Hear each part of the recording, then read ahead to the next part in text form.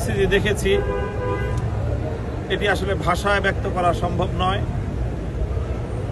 তার ডান চোখ যেভাবে ইনজুরির শিকার হয়েছে এবং মাথায় যে আঘাতের চিহ্ন দেখলাম এবং নাকে তো দেখা যায় না, ওখানে সম্পূর্ণ ব্যান্ডেজ করা, এক ভীতিকর ভয়াবহ অবস্থা এক কথায় বলতে গেলে।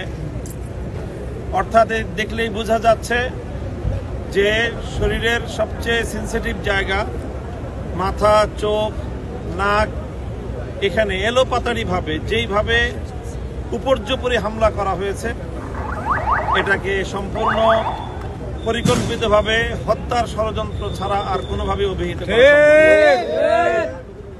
নুরুল হক নূর সাহেবকে যেভাবে আঘাত করা হয়েছে এবং তার দলীয় নেতাকর্মীদেরকে, এমনকি তাদের দলীয় কার্যালয়ে ঢুকে আইন শৃঙ্খলা রক্ষাকারী বাহিনীর সদস্যরা এইভাবে তাদের উপর চড়াও হয়েছে। বাংলাদেশে এখন রাজনীতিবিদ হিসেবে আমরাও আমাদের জীবনকে নিয়ে আমরা আজকে শঙ্কিত, আমাদের নিরাপত্তা নিয়ে আমরা আজকে শঙ্কিত।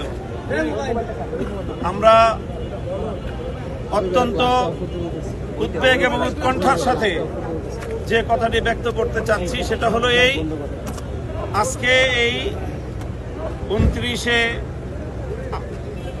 আগস্টের এই হামলা এটা আমাদেরকে মনে করিয়ে দিচ্ছে যে 2024-এর 5ই আগস্ট পূর্ববর্তী পুলিশের চরিত্র কোনো পরিবর্তন ঘটেনি।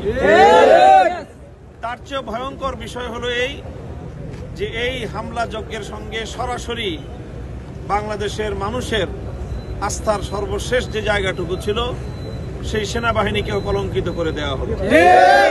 সরাসরি সেনা সদস্যরা ওপেন জাতীয় গণমাধ্যম এবং বিভিন্ন মিডিয়ার উপস্থিতিতে এইভাবে একজন দেশের বরেণ্য রাজনৈতিক নেতার উপর হামলা পরিচালনা করতে পারে, এটা সভ্য এই পৃথিবীতে কল্পনা করা সম্ভব না।